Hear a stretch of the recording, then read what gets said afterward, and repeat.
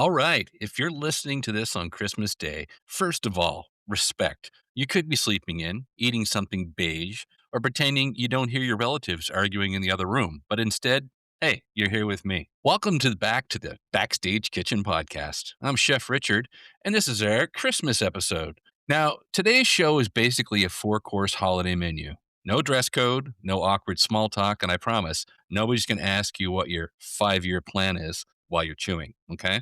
So, what's on the menu today? Our first course? Hey, it's a welcome. Thank you for taking some time on your holidays and enjoying the season. Breathe it in wherever you are in the world. Secondly, we're going global. We're exploring how different cultures celebrate this time of year, traditions, food rituals, all the stuff that makes holidays feel bigger. And that's just one story. And I'll sprinkle in some of my own Christmas memories growing up, the good and the bad, because my family holidays were, well, let's call them, they were loud and loving and occasionally chaotic, sort of like the Griswold Christmas, but not as big. And the third course is confession time. I'm going to share a short segment of some of my greatest Christmas cooking disasters and beyond, because if you've ever burned something while telling yourself, I will never burn things, you're in good company.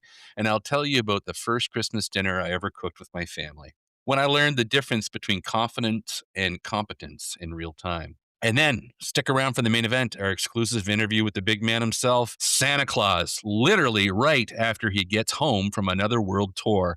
The man is fresh off the run, and yes, I caught him before he could fully decompress. So if he sounds a little wired, a little punchy, or like he's just survived on cookies and adrenaline, just understand it's Christmas Eve logistics at its highest level. So wherever you are, wherever you're listening from, a kitchen, car, coach, or hiding in the bathroom, for 5 minutes apiece. Thank you for spending a piece of your holiday with me. All right, apron on, volume up. Let's get into it. This is the Backstage Kitchen.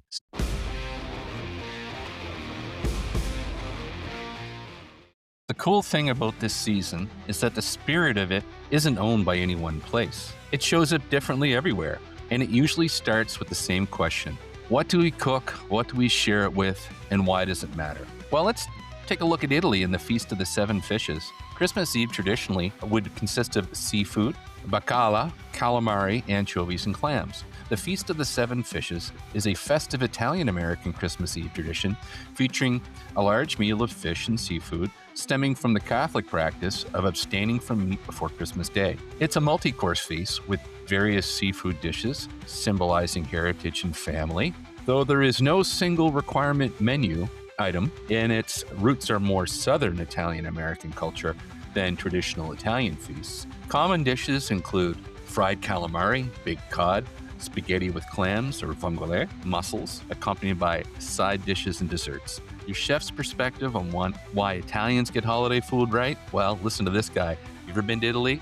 I've never had the tastiest tomatoes or cantaloupes in my life. It's the terre noire. It's the respect that's built from birth on how food is to be treated. And whether you're in a simple trattoria or into a 3-star Michelin restaurant, the food is treated with respect. And Italians have got it right. Let's move to Germany and Austria, where markets and Christmas baking is a huge part of the holiday season.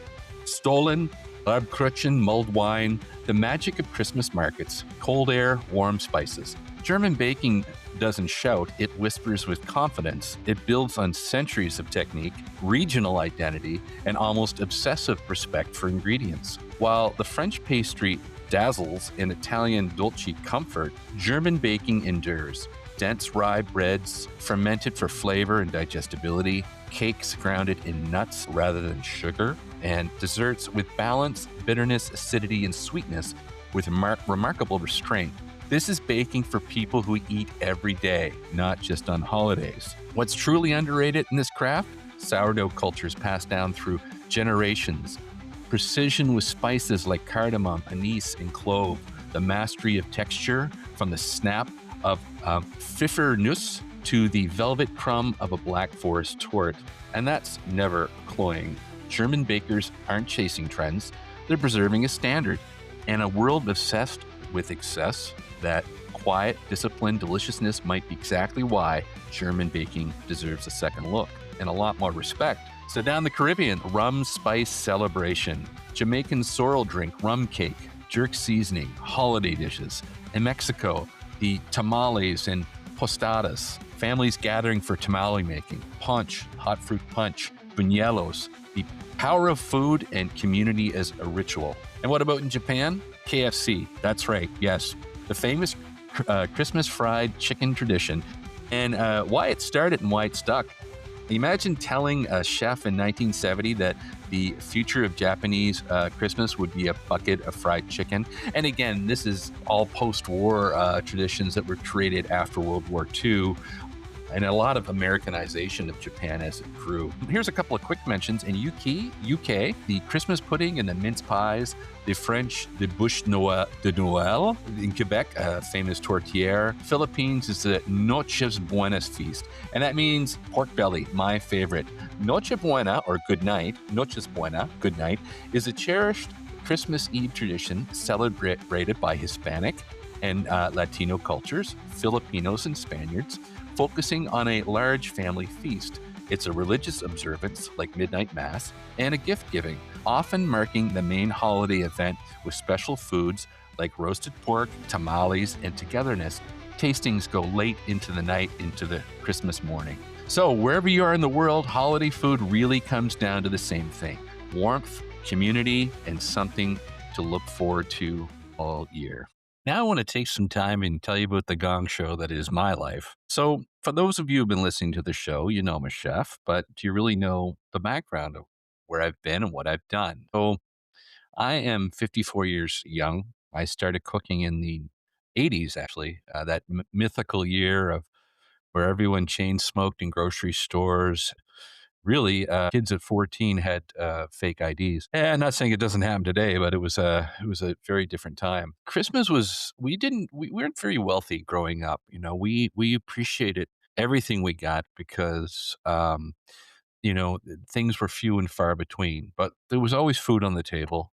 And Christmas was a very special time. And that a lot of that, actually, most of that had to do with my mom. I had a stepdad when I was younger, and he definitely contributed financially, but he was of the old school, not an overly emotional chap.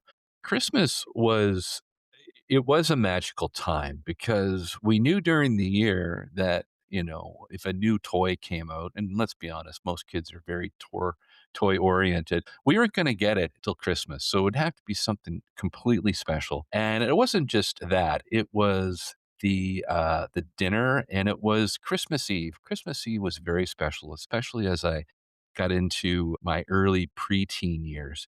But we would our family would visit friends, and when we were in our single digits, and exchange niceties and food and, little gifts, not overly opulent, but it was nice. There was there was an excitement on Christmas Eve because I knew we were heading out. There was something that was special. My sister and I would play a game of counting the amount of houses that were decorated with Christmas lights, and it was pretty magical. We'd listen to the radio. Back then, I'm from Dartmouth, Nova Scotia, and the local radio stations would always do a special show and have their family in. And we thought that was great because we thought they were our friends. Radio had a very special meaning back in the 80s. It was very much part of your daily life. Whereas now, hey, you're listening to me on Spotify. It's very different. But we would do that, and then as I don't remember the exact year, but I do believe just as I was heading into preteen, my uncle Alan opened up his house to all the family. So instead of going to different places several times throughout the night, we all congregated there in Dartmouth, Nova Scotia. And it was amazing because my uncle, although not a braggart or living under lavish means, they had a fireplace. They always had a beautiful big tree. They had a dining room, with a dining room set. And I just thought this was the most amazing, special place. They had a piano. I learned 5 or 6 notes from the same song that we've played every single year. And I got to play with my cousin David, who were similar in age. And my sister had 3 cousins that were close to age as well. And it really was the backbone of our Christmas Eve. We would get together. My aunt Gwen always had these amazing shortbread cookies, gumdrop cake. That was big part of our we looked forward to it. And, as we all became adolescent and grew up and had families of our own, that eventually disappeared. But out of all of the things that were important to me in Christmas, that was the number one thing, was going to Uncle Alan and Aunt Gwen's and seeing my cousins that I didn't necessarily get to see all year round. But for that night, it was it was very much like the Griswold family Christmas. It was hectic, it was crazy. I remember how hot it was in the room with the fireplace, so all the older adults would go there, and my cousin David and I would play this game of, rod hockey, those hockey games where the hockey men slide up and down on a pre-existing track, and that was the most beautiful thing. And, of course, going home, and we would always get to open a gift before we went to bed, and, it was you just tingled. It was being that age, it was very precious. And the next day, we would open our gifts, and, you know, maybe I was lucky living in a time before social media, but you really didn't have that comparison to deal with. You were content with what you had. You knew what a couple of your friends had, but really, we grew up with meager means, and I never felt like I was going without. I think my favorite memory of a gift was I grew up during the original Star Wars trilogy in the late 70s, early 80s. I got an X-wing fighter for Christmas one year, and this is the year I found out that maybe Santa had a little bit of help from my parents. I was snooping, as a lot of kids who I don't know if they still do, and I was in my mom's closet, and I saw this X-wing, and my heart stopped. I had no game face at all, so I walked out of the room, and mom knew very, very well what had happened because you could see it all over my face. And mom didn't have much of a poker face either. She blurted out, "Were you in the closet?" And I said, "No, no, I wasn't. No, I wasn't looking at anything." Anyways, I got that X-wing, and I was so happy. And you know, mom did so much for us without asking for anything in return. So it really is, about our parents and what they bring to us. And like I said, although we had meager means, we felt loved, and we always had turkey. And I think for food traditions, we always got one of those chocolate oranges, which I think is very popular in British tradition, and mom's stuffing with her copious amounts of summer savory, and she put raisins in it. Now I wasn't a raisins kid, but we she did 2 stuffings, and that's love, you know? So those were my some of my earliest memories. As I got older and I had to cook my first turkey, now remember, I didn't get into kitchens until I was 17 or 18, but I really didn't learn how to cook until my 20s. I went to culinary school when I was 20. But I remember at 19, I wanted to cook my first turkey, and I was just, getting ready to go into culinary school. But I really didn't understand cooking at all. I knew you put the turkey in the oven. I probably put too much liquid in the roasting pan, so I think I steamed it more than I roasted it. But I remember calling my uncle, Russell, who was a cook, and asking him, and we didn't talk about temperatures. We didn't go, back then it was 180 Fahrenheit. For now, we know that, poultry can come out at 165 if it's turkey or chicken, even less if it has to do with duck breast. But I remember calling him, and he said, "When the thigh bone pulls off of the, uh, body, it's ready." And that was about as scientific as we got. So I did it. My turkey dinner was good. Now I know a few more things about brining, smoking, basting, spraying the turkey, making it a dry heat, getting that caramelization out there. My first one looked a little anemic, but it was delicious, and I was proud of it, and we had tons of gravy because of all the liquid in the pan. I believe me, I think of myself as an average cook anyways, as a chef. I've never worked in Michelin star restaurants, but I do love comfort food, and that's one of the things that I always think back to is that first turkey. So let's talk a little bit. I want to talk a little bit about some of my disasters. Now, my very first disaster, where the entire kitchen knew about it, and that's the thing about being a chef. It's an ego driven, but not necessarily ego as in arrogance. It's you want to do well for your team. I'm very lucky to have worked in kitchens where the only measure you had to live by was, did you keep up with the pack? Were you a contributor? Which I think is fair in a kitchen for sure. But I was making one of the 5 mother sauces. Now, the mother sauces aren't really used a lot in everyday cooking lingo now, unless you're working in a very old school brigade style kitchen. But it's very much, it conjures up times of Escoffier and Larousse and old French brigade, which really is the basis for all the modern cooking that we have today. But there was 5 mother sauces, one of them being hollandaise, one being espagnole, one being tomato, one being velouté, and the last one being bechamel, or simply a milk sauce. It's milk, onion, clove, bay leaf, and it's thickened with roux, equal parts butter and flour according to weight. The chef at this restaurant I was working at saw something in me. And I hadn't yet gone to culinary school. I was a glorified dishwasher, to be honest. I could cut a few things. I could work the line at a fry cook capacity, which don't get me wrong. It is no, the world lives on good old fry cooks. There's nothing wrong with that. But I was just learning. I was just on my journey.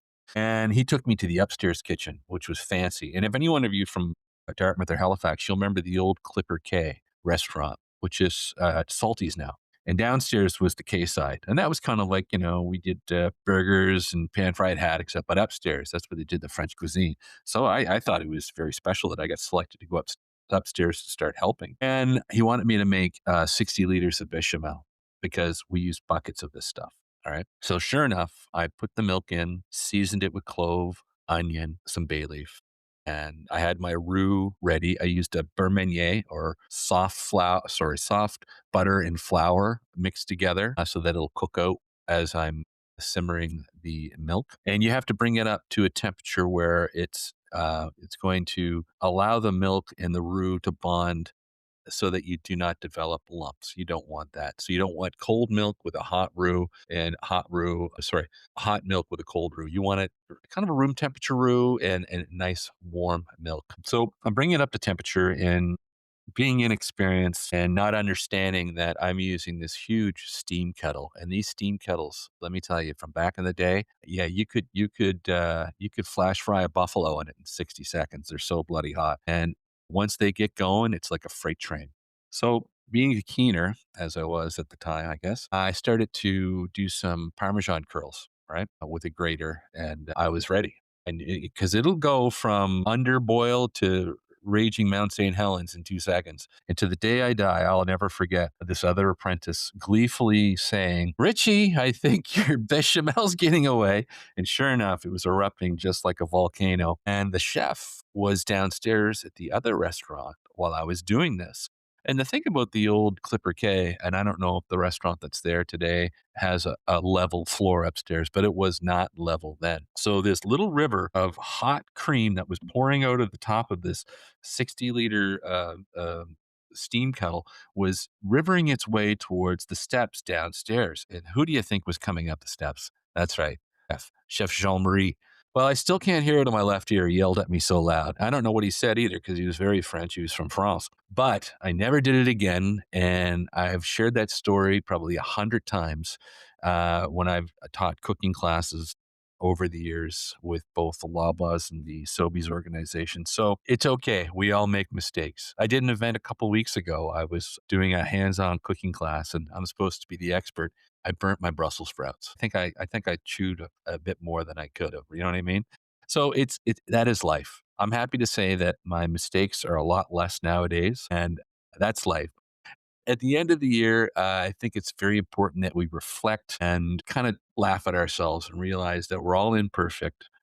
We make mistakes, and that's part of life. That is the joie de vie, if you will. So that's my little horror story, and I want to thank you all for listening about some of my traditions. And I'm sure you all have yours. And as you're waking up to this day, or maybe you're not listening to it on December 25th, but I hope you have a wonderful holiday, and I hope it's shared with friends and family that you care about and care about you. And stick around because we've got our world exclusive with the big man himself. That's right, Santa Claus. We've been given full VIP access as he arrives back from his World Tour 2025, and we're going to talk to the big guy. So that's coming up next. So on the Backstage Kitchen podcast, my chat with Santa Claus, and it's pretty intense. You got to understand the guy just the world tour. I mean, come on, does it every year. He's got to be getting tired, right? So listen around for that, and thanks for listening.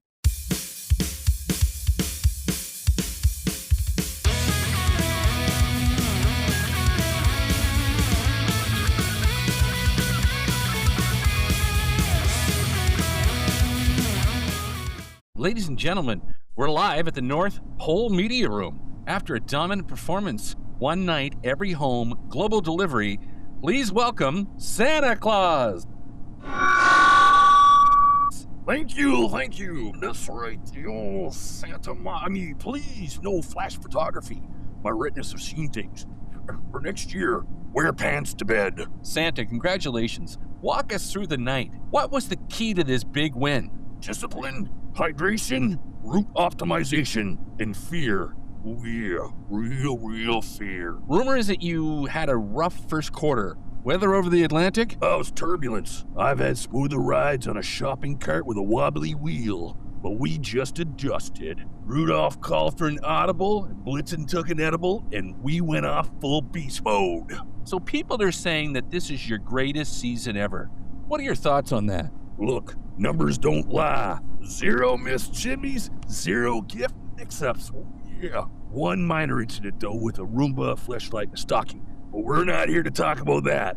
So how you feeling right now? Oh, I feel like a snowman in July. My legs are vibrating. My beard smells like peppermint smoke and bad decisions. Oh yeah. A lot of kids left out cookies. Which city had the best snack table? I'm gonna say Dartmouth, Nova Scotia. Yeah, strong showing. Somebody left out shortbread that tasted like your first kiss and that your grandma still loves you. Much respect. Any low points, Santa? Yeah.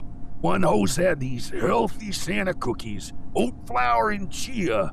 I suggestion of joy. Well, I still ate them because I'm a professional. Yeah. And I wrote a strongly worded note in my heart. Oh, yeah. Your team, how did the elves perform? They're elite, absolute dogs. Ooh, that's right. Workshop output was insane. We ran a 2-shift operation. Elf morale was high. Someone started a chant. It got loud. Chair will be speaking with Gary. There are reports that you celebrated after the final delivery. Is that true? Well, it's right to Santa, the Santa Claus.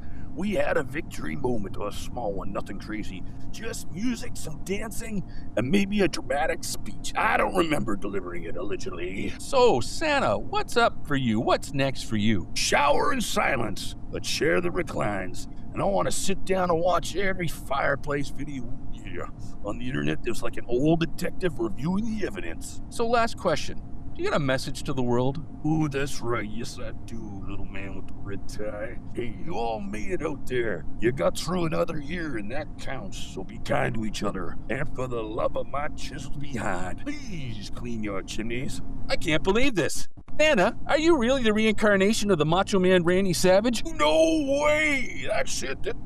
Merry Christmas! Ladies and gentlemen, Santa Claus. Merry Christmas to each and every one. Where's the nearest coach? Why are my boots still on? Okay, I'm back in the studio, and that Santa sounded an awful lot like the reincarnation of the Macho Man. We're gonna have to do a little follow up on that maybe for the new year. But thank you all for joining me on this special episode. Podcasts don't always turn out the way you want them to, but that was a heck of an interview either way with Santa Claus. Just a quick reminder, follow and subscribe. It really helps out a lot. I'm on Spotify, as you know. I'm on Instagram at the _backstage_kitchen_podcast. And Facebook at the Backstage Kitchen Podcast. You can find me, Chef Live, at Chef Live on Instagram and cheflive.ca. I encourage you all to share the episode with someone who loves food and holiday stories, or just the inner workings of my bizarre brain. I'm off for the next 2 weeks. I'm going to spend time with my family. I have just a little bit of catering over the next couple weeks for holidays. And our next episode drops in the new year. It will be on January 8th. And my guest is Ryan McDonald from Alert the Medic, one of my favorite bands, and absolutely one of my absolute favorite bands from Nova Scotia, based in Halifax, but 3 of the gentlemen are actually Pictou County natives, and that has a warm place in my heart. My mom was born and raised in Stellarton, Nova Scotia. So yeah, join me on January 8th with Ryan McDonald from Alert the Medic. So whatever you're celebrating, With family or friends, or with a very committed relationship to your oven, I hope your holidays are full of good food, good people, and moments that stick with you. Until next time, stay warm, stay hungry, and have a beautiful holiday season. I hope you enjoyed this extra special Christmas edition of the Backstage Kitchen. Stay safe, enjoy the season.